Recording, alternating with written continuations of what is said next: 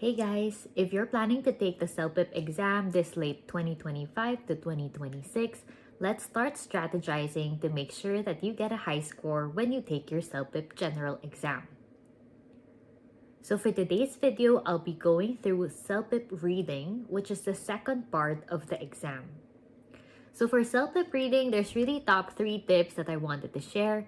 First is to make sure that you understand the test format. You want to be as prepared as possible before going into the test so that you're not surprised when you enter the exam room. Second, for reading specifically, you really need to master your version of scheming and scanning the text. The text portion might be long, so it's very important for you to start practicing how to scheme and scan so that you can always get context clues before even answering each portion. And then the last tip really is to practice. There's a lot of available resources online that's free that will help you prepare for the CELPIP exam. Now let's go through the CELPIP reading test format. So this information is actually available in the CELPIP Paragon testing website, and you actually know what kind of questions will come out already. So for the reading portion of the exam, you actually have 55 to 60 minutes to complete the exam. And basically, it's broken down into 4 different parts. So part 1, which is reading correspondence, will have 11 questions. Part 2, reading to apply a diagram, will have 8 questions. Part 3, reading for information, which has 9 questions. And the last part is part 4, reading for viewpoints, with 10 questions. So let's go through each part just so you can familiarize yourself with the test format so you can be ready. So for part 1, or reading correspondence, basically the screen will be split into a left side and a right side screen. The left side portion of the screen is actually the correspondence. It can be an email, a letter, and in the actual test exam, you can actually scroll down and up on the left portion of the screen. And here you'll be able to see the correspondence. And on the right side of the screen, you can actually see the questions available already. So usually, you really need to scroll down on the left side of the screen because usually there's a small portion of a response down there that's also very crucial to help you answer the questions to the right. Now, part 2 of the reading portion is actually reading to apply a diagram. Basically, again, you have a split screen type in your screen. On the left side is a diagram, and in this practice test A, it's actually comparing different types of transportation, the price, the duration, what are the amenities, etc.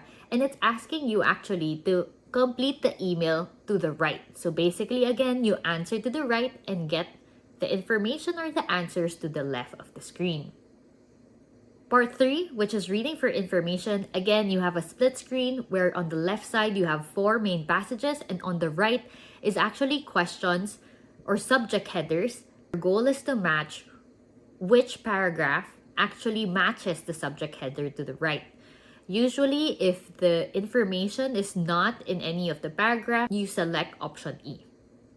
And for part 4, which is reading for viewpoints, again, it's a split screen where to the left-hand side of the screen, you'll see the passage. And this one specifically is an article from a website. And on the right side, you have the drop-down menu to, again, answer the questions available.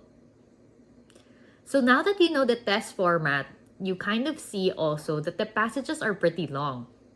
Which is why tip number 2 is scheming and scanning. You really need to hone your skill on how to scan through the questions quickly and how to scan through the text or the paragraph or the articles that it's asking you to read so that you can match the answers quickly.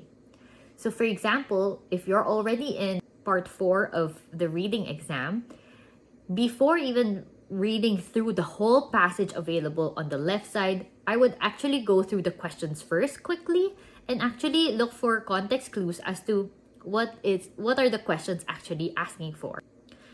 That's when I try to look for the answers on the left-hand side of the screen. And once you hone your skills in scheming and scanning, and you can do this by tip number 3, which is practicing through the available resources online. So again, Paragon Testing has 2 free exams online. After this video, I'll be doing a practice test specifically for reading as well using test set B. But even after that, there's more resources online that you can use so that again, you can check your answers versus the available answer key and also kind of gauge where you are in terms of your competency level in reading. Hopefully this was helpful, and again, I'll be uploading a practice exam with you on how we can do the reading test set B together. Good luck in your studies and you can do this.